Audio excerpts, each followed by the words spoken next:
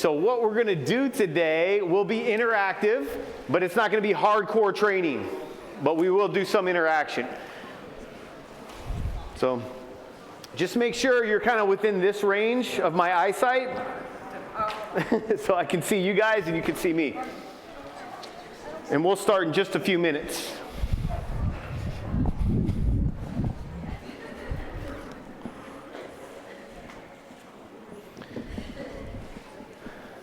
You know what? I think we'll start now.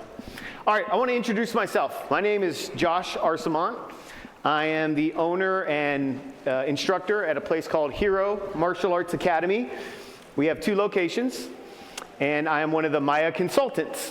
But today, I get to do what I love to do, which is teach martial arts. Better yet, teach how to teach martial arts. So the subject today is how to go from a good instructor to a great leader. I'm assuming everybody in here is an instructor or assistant instructor, right? Okay. I want to tell you a little bit about just a brief little history, because some of you don't know who I am, and so I think it's important to get a little frame of reference when you're learning from someone. And it's going to tie in to what I'm going to tell you later on. So I started, my very first experience with martial arts was back in the early 80s.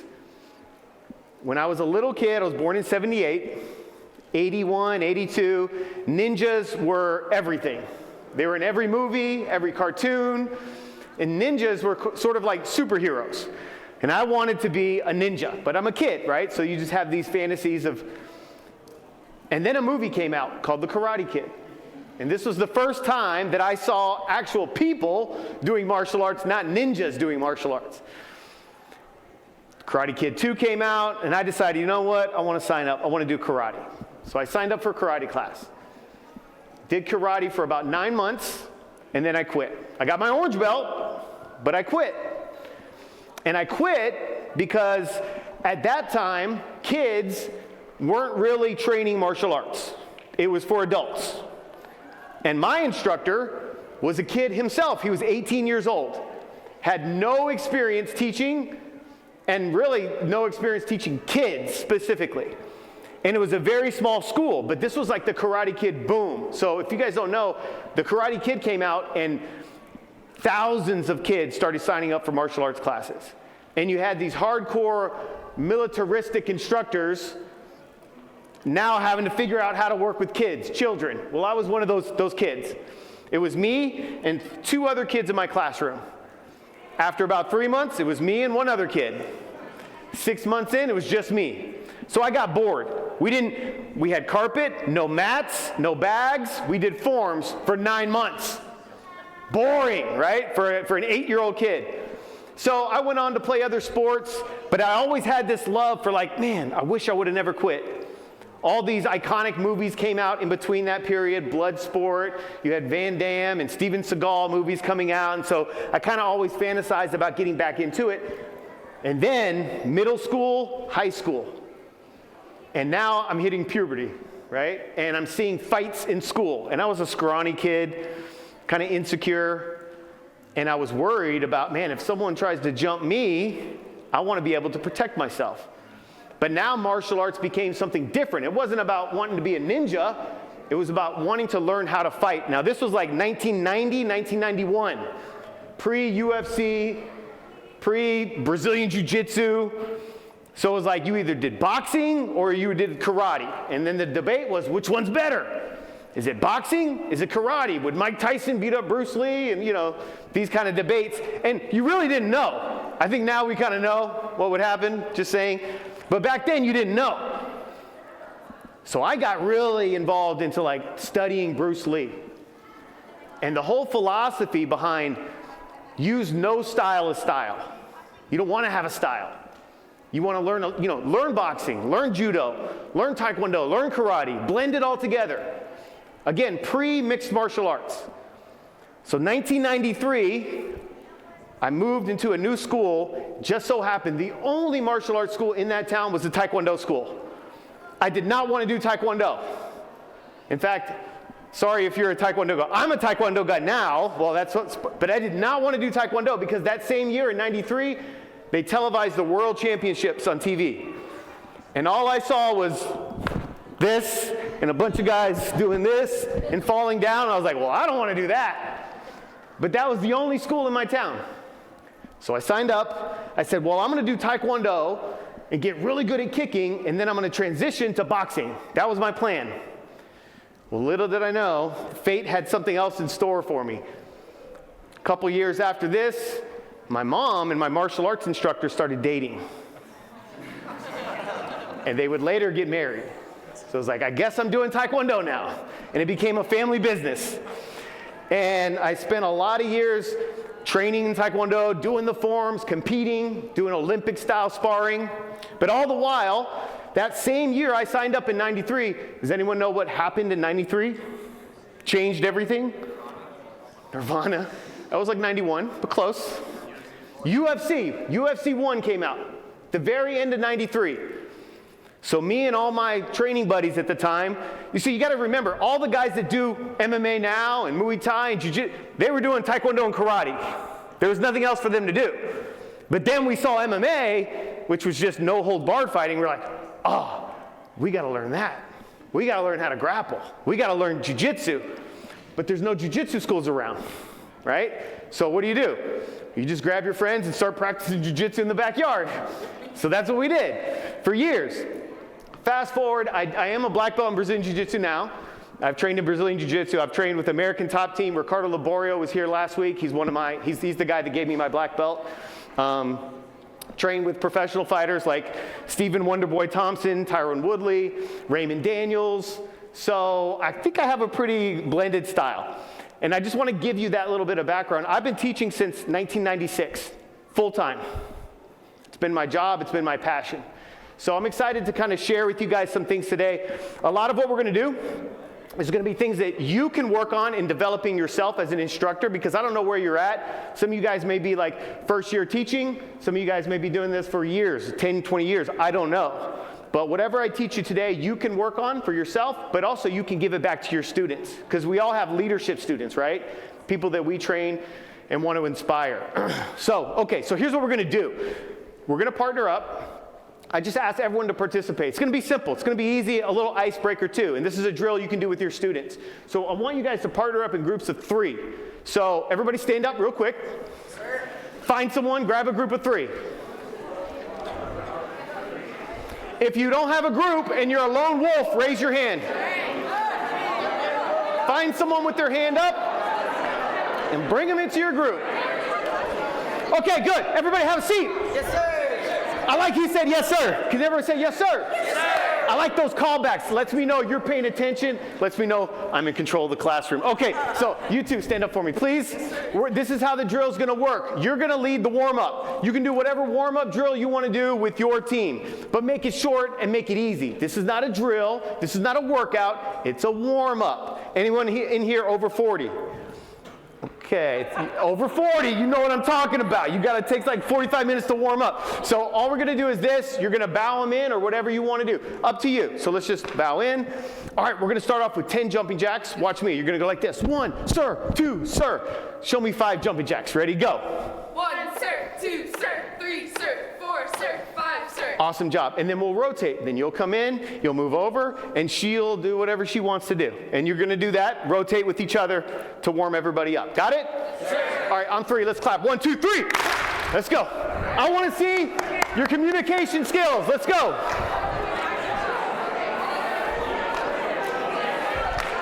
Are you the photographer? I got to look cool.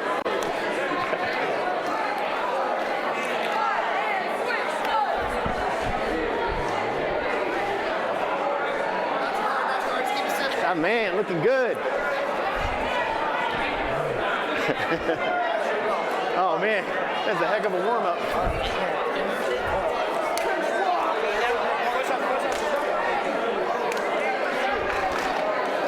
Woo! Looking strong, guys. Oh, that's creative. I like that. Thanks, Faith. Don't make it too long. Real quick and then switch. Keep going.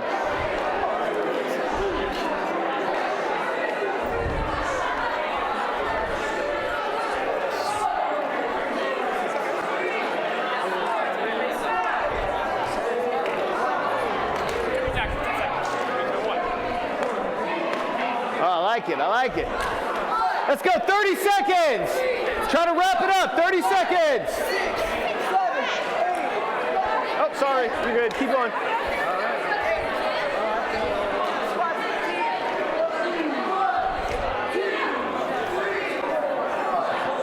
That's everyone? Nice. Okay. I'm going to use. Okay, time! First of all, give yourself a hand. Let's go. Very good. All right, everybody have a seat. All right, first of all, take note of the way you felt before the drill to now after the drill, right? I can just see it in your facial expressions. People are smiling, right? You got the endorphins kicking, your blood's flowing. This is really important. Your warm-up will set the tone for your entire class. Now, here's what I want you to do with your group.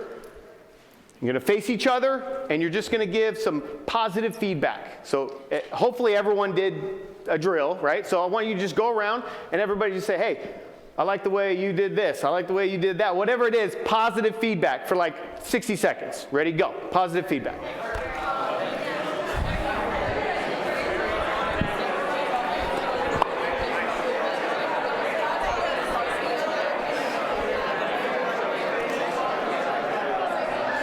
I like the way you guys, you know,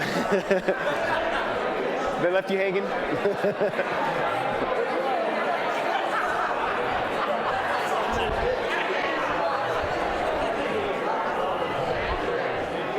Okay, time. Good. I'm glad you guys have a lot to talk about. That's good. But we only have 45 minutes, so I want to make sure and get into it. So a good instructor to great leader. What is the difference? I think we know, or at least understand the difference between good and great. Here's the problem with good. If you're good, you're good. Everybody tells you you're good, right? Everybody's letting you know, hey, you're really good at this. They may use different language, but when you're good, you kind of get stuck in the zone where you feel like you're good enough. This is something that Metzger was talking about earlier, is being comfortable. You're in that zone. The difference between good and great. First of all, have you heard this before? Good is the enemy of greatness. Have you heard that? Yes, sir. Write that down. Good is the enemy of greatness. The difference between good to great, I'm going to show you right now. Here it is. It's going to blow your mind. The difference between good and great. This much. This much. Olympic champion, best of all time, no one remembers you, right? Good and great. Here's the deal. It's this little inch, but compounded in everything we do. A little bit more. You give a little bit more effort. You train a little bit harder. You study a little bit more. You try to fine-tune your technique. You try to watch and come to seminars just a little bit more than everybody else. And that little bit more over time compounds. I was never the most physically gifted kid in my martial arts class. I started late. I was 15 when I started. I was a white belt. I was in there with blue and red and black belts. And man, I got beat up in sparring all the time. I was like the scrawny one who I thought I started late. My feet go like this. I didn't consider myself an athlete, but I showed up every day. And I kept training. And the ones with talent were way better than me in the beginning. But they didn't work as hard.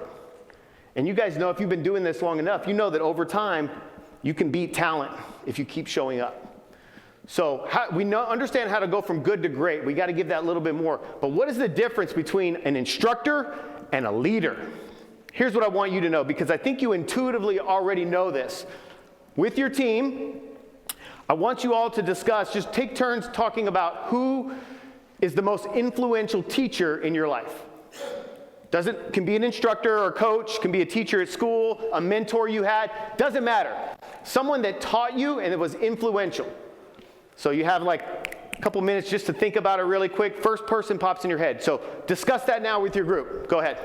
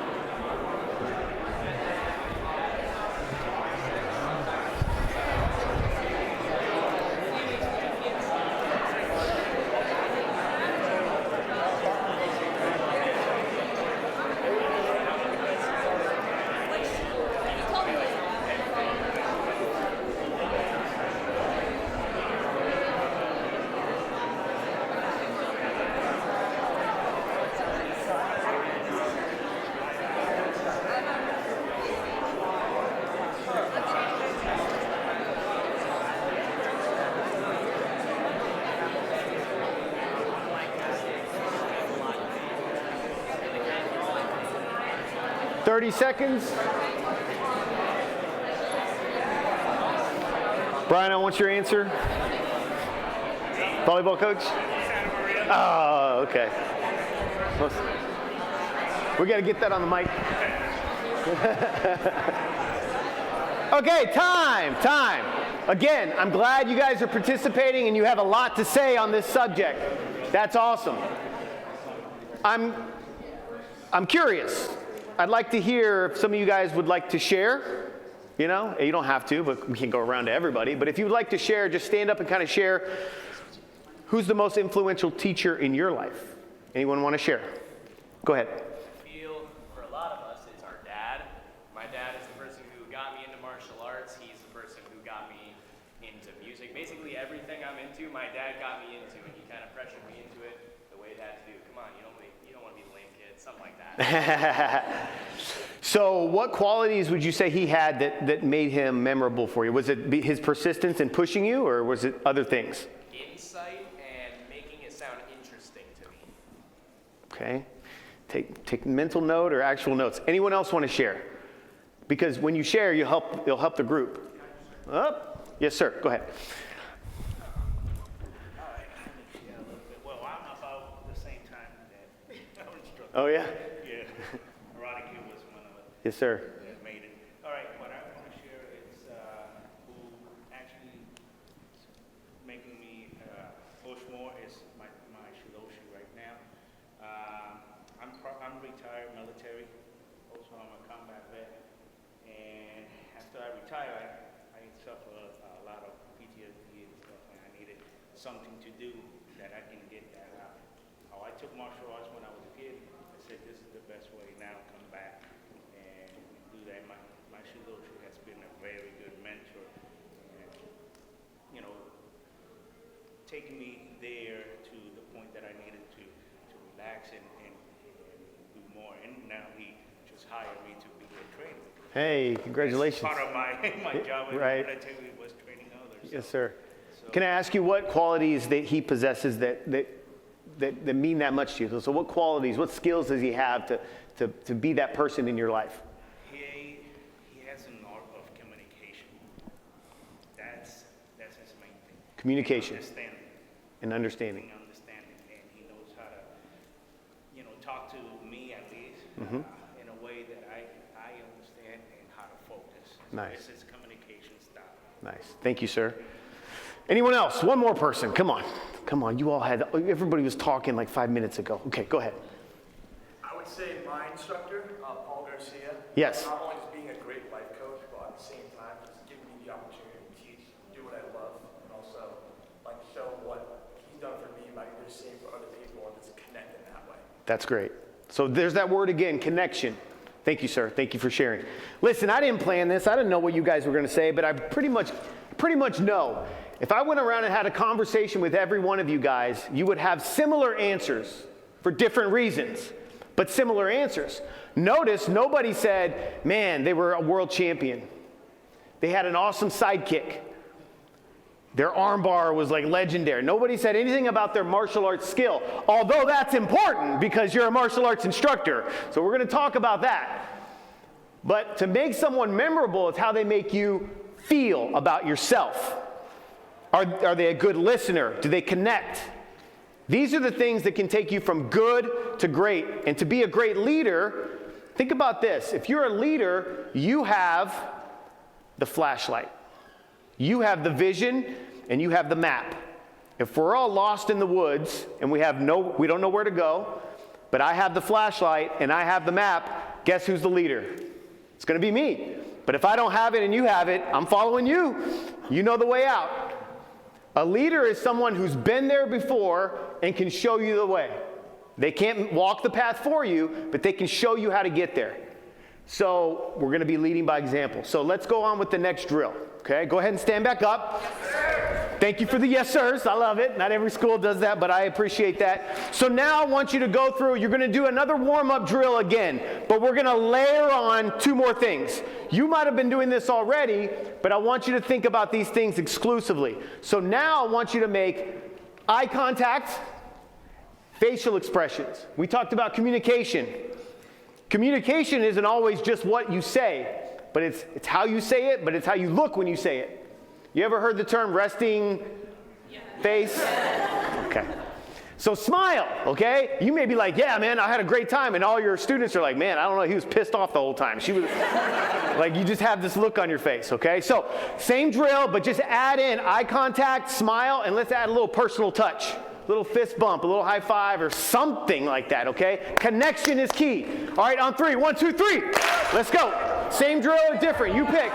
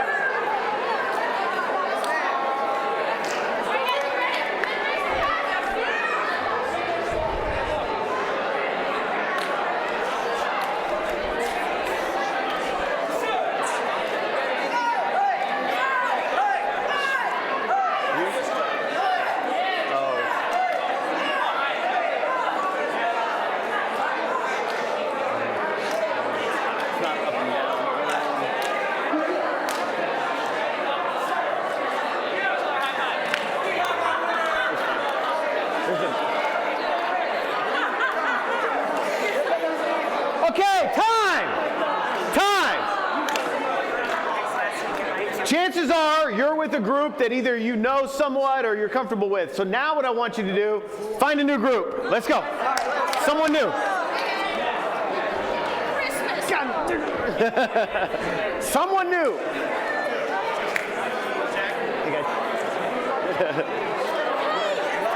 Okay, everyone have a seat for me, please.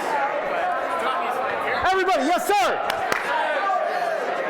Everybody, eyes on who? You ever taught a class and you feel like you're losing control of the class? And you're like, hey, everybody, pay attention. Look this way. Yeah, all right. Stop talking. Stand straight. Don't move. And you start feeling like you're losing the class.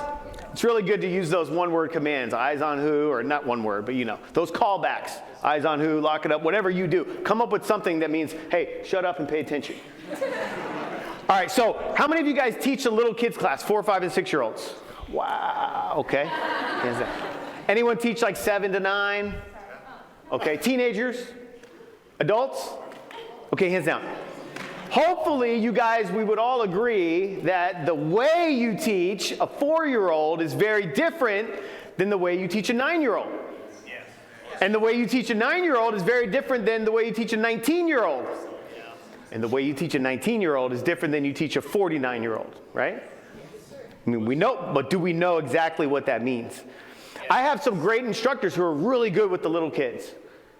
And they're good with the adults too, but they're like way better with the little kids because, man, they're animated. They can relate to them. There's a show I watched, it was years ago. It's called, I think it was called Nanny, 911 or something like that. Nanny, Super Nanny, I don't know, something like that. You know what I'm talking about?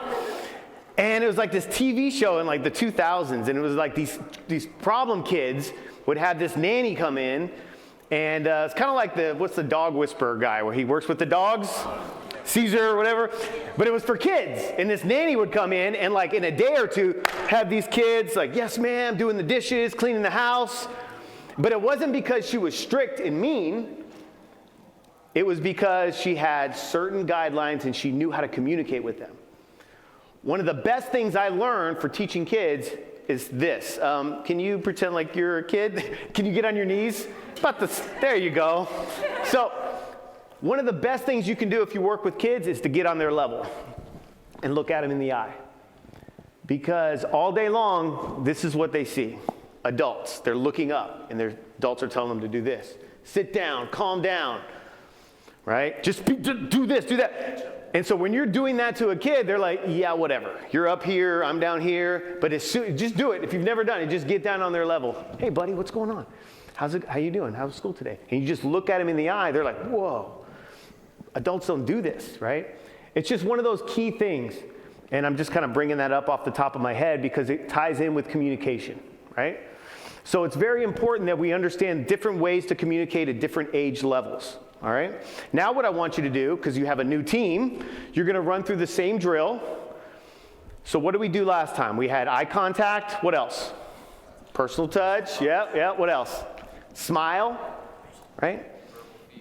Verbal feedback. Okay. Is there anything else we can do to build rapport? Use their name. Use their name. So you guys know this. This is basic stuff. But we forget the basics. So if you don't know their name, you got to introduce yourself, and then you got to try to remember their name and use their name in your drill. On 3. Ready? 1, 2, 3. Let's go. Let's see which team is the best. Most energy. What's up? My friend's going to join us.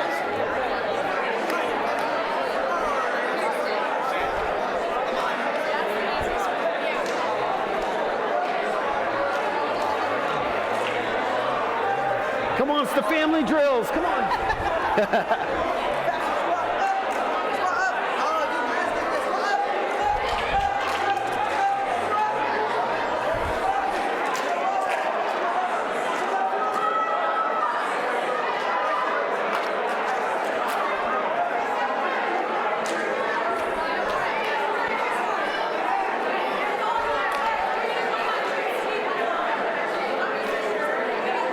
Sorry, go ahead.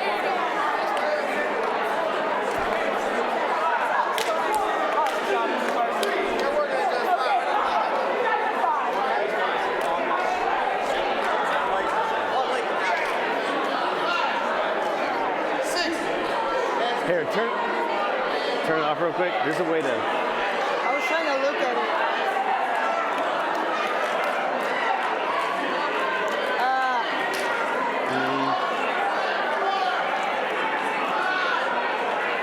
Something in here. That thing is like, I don't know. I'll figure it out later. It's something else.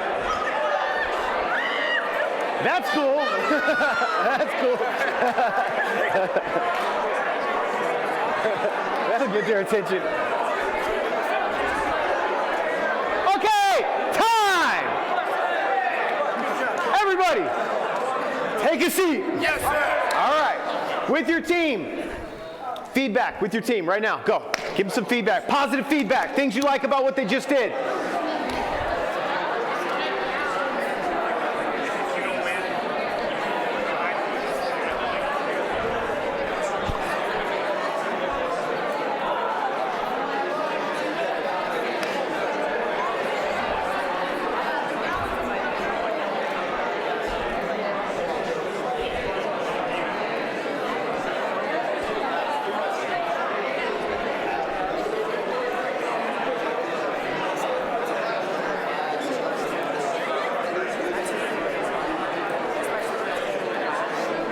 Okay, time.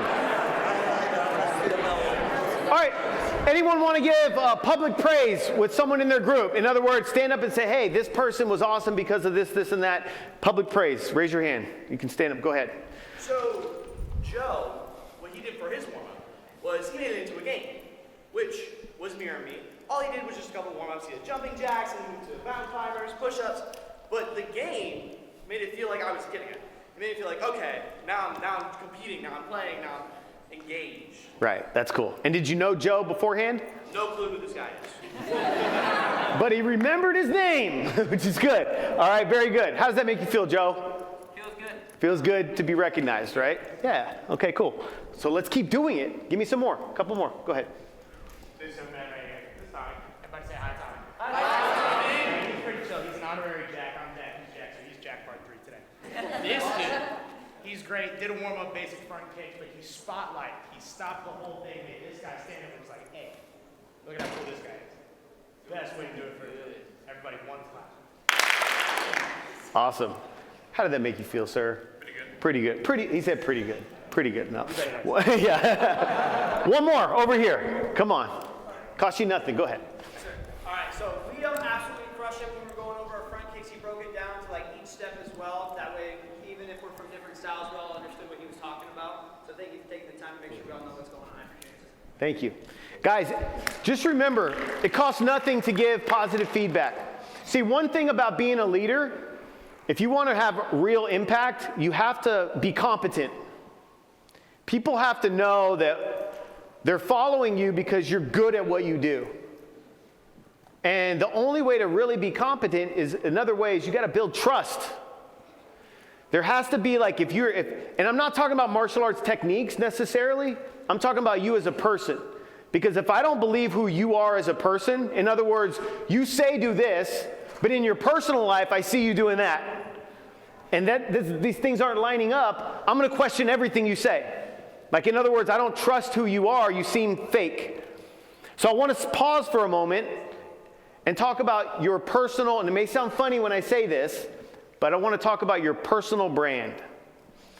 Whether you realize it or not, you have a brand about you, right? If you went onto your social media page and you just scrolled that many times and looked at the pictures and the posts and the things you talk about and the whatever, that's your brand online. And in this day and age, that's powerful. Well, you may say, well, yeah, but people can't see all that stuff. Okay, but let's just assume they can. What you're putting out into the world is very important. So now I want you guys to discuss as a team, just with the think group here, your ideal instructor. The qualities that you would want in your ideal instructor. How would they live their life? How would they present themselves? What kind of person are they? I'll just share with you one of my most influential teachers. I mentioned him earlier, Ricardo Laborio. If you've ever met Ricardo, instantly you felt like you were his best friend. I mean, he's just got this warmth about you, and he's Brazilian, so he's like, giving hugs, and everybody's like, oh my God, it's so good to see you. And I'm like, man, I wish I was more like that, it's not my personality. But it's someone that I look up to and I strive to be more like him. It just so happens he's an amazing martial artist, a coral belt in Brazilian Jiu-Jitsu. So, to me, like, I'm just going to say this, PG-13.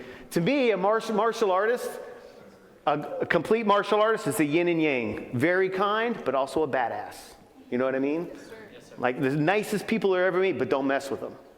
Right? And you want them on your team fighting with you. So that's mine. That's something I might say. But I want you guys collectively with your team to just have a discussion.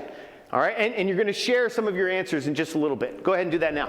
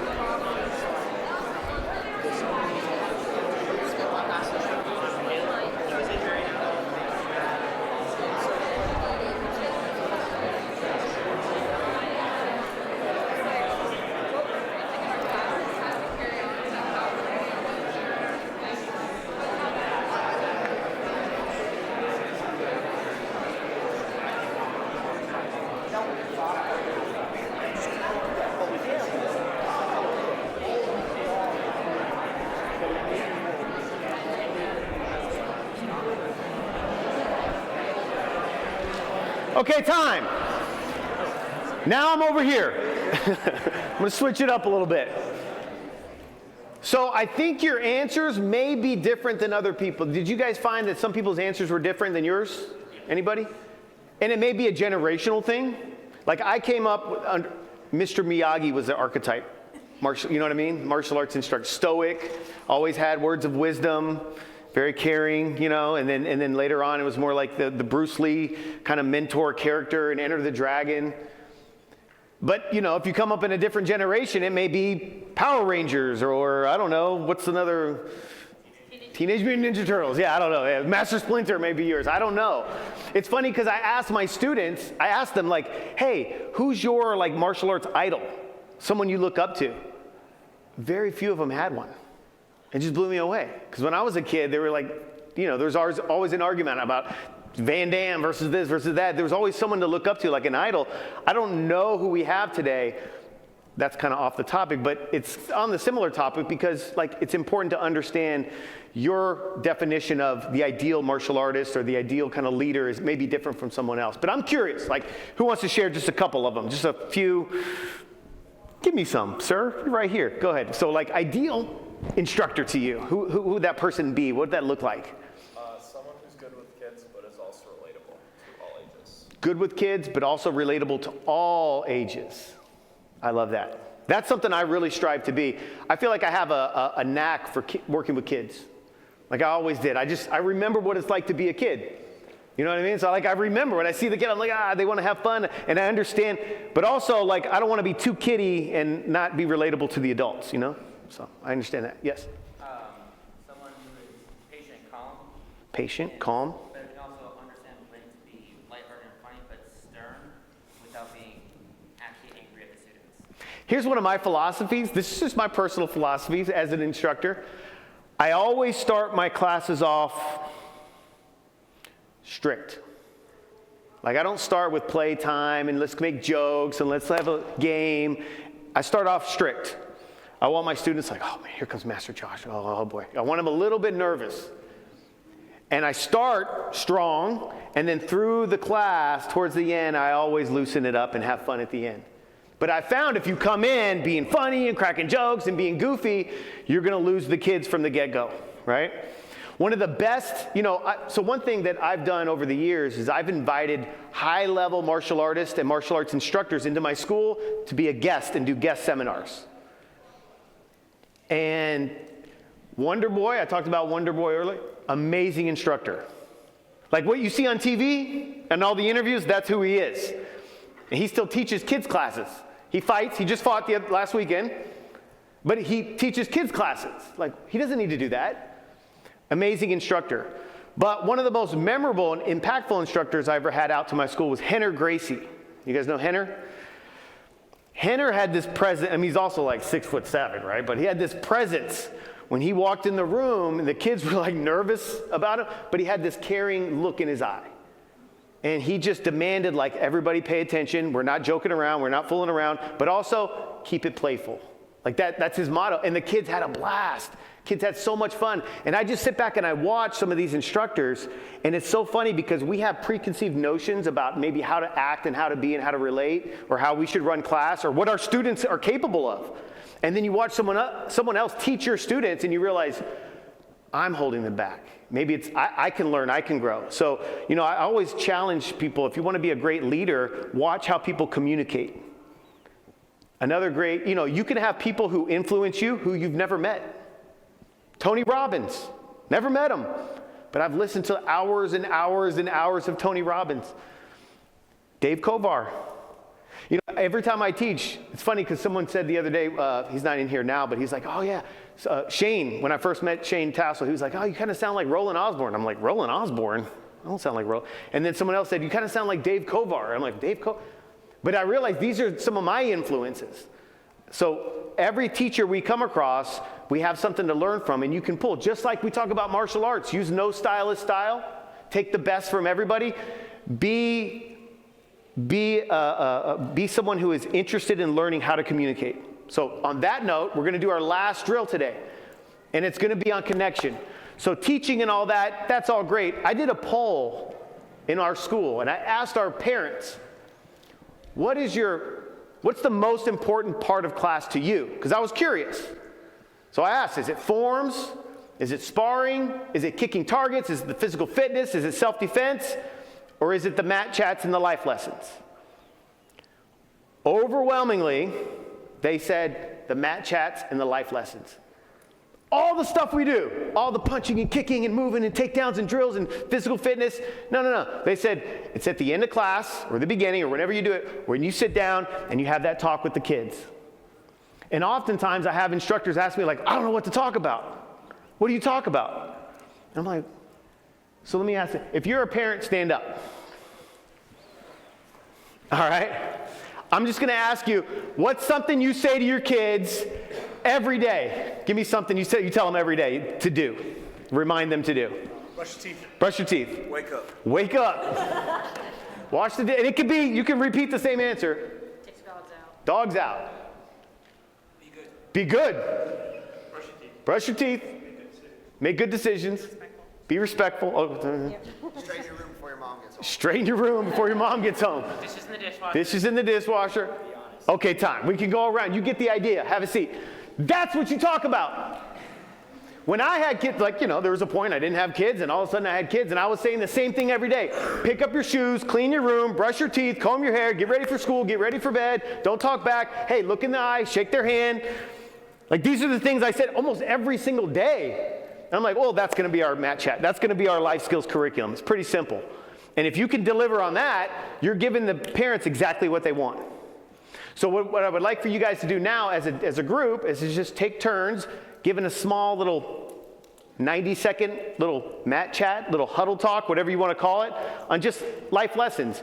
And if you're a parent, just talk about something you talk to your kids about every day. And if you're not a parent, talk about something that your parents told you every day. It's pretty simple, okay? On 3. 1, 2, 3. Let's go. Role play it, yeah.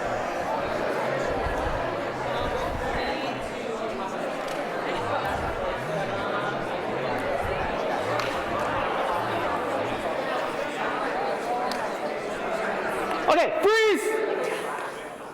Body language. If you're the leader, if you guys are my students and I get down like this, it's one thing when you're connecting and you're on eye level, but if you're delivering a message, I want you guys to be here. Okay? Stand up straight, look at them. There's a little bit of an authority thing when you're giving that message. Not here like this, but just a little bit higher than them. So body language, keep going.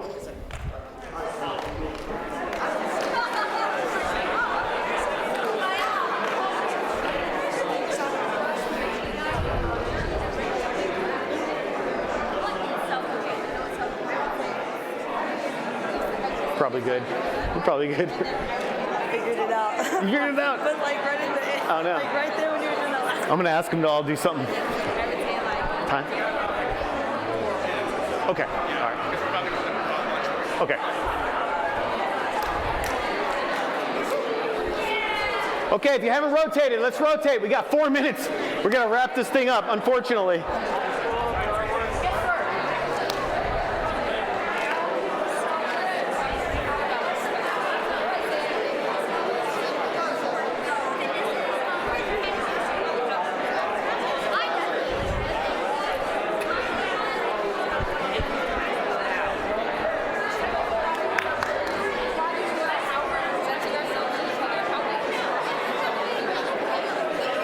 Okay, time.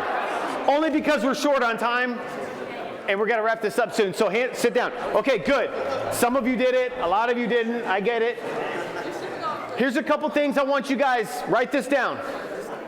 Here's that Mr. Miyagi words of wisdom, okay? Write this down. Maybe you've heard this before. Music is the space between the notes. Write that down. Music is the space between the notes. Without that space, it's just noise. Think about that when you're communicating with your words. Sometimes we just rush through talking. All right, guys, we're going to do this. It's like noise. Slow down. Pause. If you want something to be exciting, talk a little faster. Use your face. But if you want to bring them in, guys, listen.